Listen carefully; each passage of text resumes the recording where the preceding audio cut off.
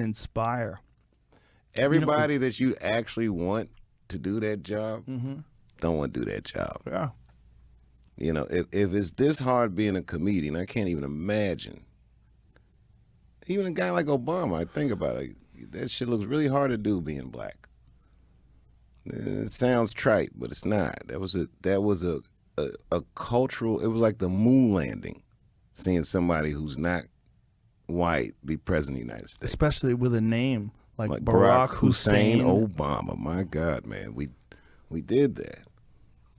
You know, I'm fond of what that meant culturally. You could argue about policy, this, that, or the other, but I'm, you know, Ohio, we voted for Trump twice. We voted for Obama twice too. It's an interesting swing state, Ohio, and normally we pick right. Like whoever we pick is the president. This last go around being the exception, maybe the only exception. You know, yeah, fuck politics, man. Yeah. Like literally, that's feckless. I'm telling you, I'm on my kindness conspiracy. As long as I'm kind to people, like if we live by an ethic of kindness, if we foster trust amongst each other, it will matter less what corporations and politicians say, because we'll be able to trust our society's cohesiveness. Yeah. But if you politicize these things, it's going to become increasingly difficult to come to an understanding and agreement. Yeah, I couldn't agree more. And I think it's so difficult when people get attached to whatever political party they're in. It's very difficult for them to disagree with that party, and so easy for them to go along with it, and then so easy for them to hate the people that are opposed to it, the people that are on the other party. It's such a binary thing. It's so dumb. It's also a cold thing to do in front of all of us. Yeah. Because I don't think people feel that way. No, most people don't. No. But when we're talking in groups, that's when it gets weird. Right. Talking in tribes. Yeah, it's getting tribal here. I don't know. More than ever what's before. funny? I don't even really know what you politically believe or don't believe, but who gives a fuck? I get along with you every time I see you. I know you're funny. You're a nice dude. We laugh about shit. We learn shit from each other. You're from Boston. I'm from D.C. It's two very different types of places and types of cultures.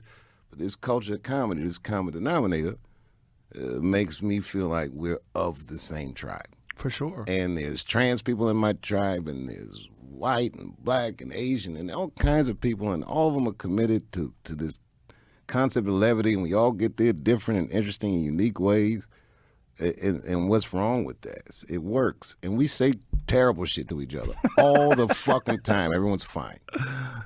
But it's fun. We look forward to it. But it is a tribe. It's a different kind of tribe. Normally I get up in the morning and I dread getting on a plane if I have to go do a work thing. I was excited to come here today. Not to be on a big podcast. Oh, I'm going to fuck around hang with Joe. I'm sure I probably said 4 things that I wiped already. I don't even know it yet. No. I'll take a look at the comment section. You haven't said shit. Everything you said is dead on.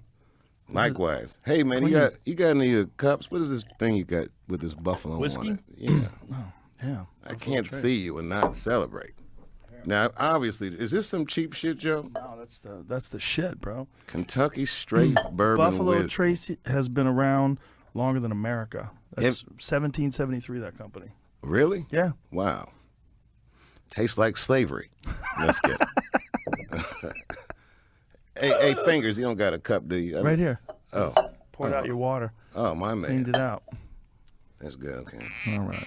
Water, who drinks that shit anymore?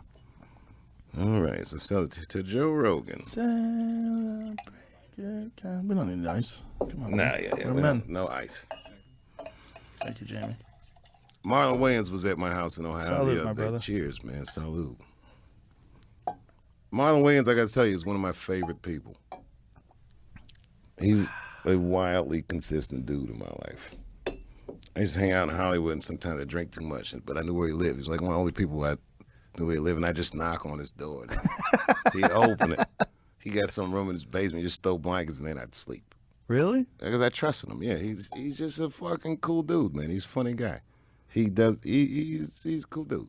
That's awesome. Anyway, I brought him up because he came to my shack. That's where I do my shows. It's like my little hangout. I got a little clubhouse around corner from the crib. We all just hang out there. Nothing nefarious. But Marlon was so incensed that I didn't have ice that he bought me an ice machine. It was the weirdest gift. He didn't even tell me. He just sent it in the mail. Who does that? Tell me about this club that you're opening. Comedy club? Yeah. Had a conversation once with Chris Rock. Yeah, I love Chris Rock too. I love all comedians, but Chris and I were talking about, and this is an interesting question. I'm going to see how you feel about it. I said, how many seats are you optimal? Like, when you look at a crowd, how many people do you want to see out there where you feel like, I'm home? Chris said, like 6,000. I forget sometimes. Got a big star. Me, 200. That's like a sweet spot for me. That's why I love playing the punchline, you know. Mm-hmm. But I don't even need that many. The Belly Room, one of my favorite rooms on earth, is the Belly Room at the Comedy Store. Yep. That's like 70 seats soaking wet, right? Yep. I would make this club 120. This club is not for people who are trying to count the gate. This club is for people who want to like rock, like really get into some shit, like try some shit out. Yeah. It's like when that alternative scene in the 90s, for people at home, Joe, I'm not saying this, I know you know, but in the 90s there was an alternative, what they call an alternative comedy scene. This was Patton Oswalt and Janine Garofalo and Dave Cross, Bob Odenkirk, these type of people. And it became real popular. It became like a scene. And I would check it out. Now, traditional club comics hated that scene. They resented it because the things that was going on there, these jokes weren't structured. It was like a lab almost. People would go there and try shit out. What was interesting about it to me wasn't what the comedians were trying as much as it was the way the crowds would listen to them. Like, it was one of these setups, if you went there and just did your act, no matter how funny your act is, that's not what they wanted to see. What they wanted to see was someone take a chance. And that shit was like heaven on earth. When a crowd pushes someone to just try some stuff. You don't have to land the trick, but the beauty is in the attempt. Just try it. Whatever this thing is that you're worried, it makes you nervous or uncomfortable. And that scene made a profound impression on me, that was possible, that you could make a crowd into that.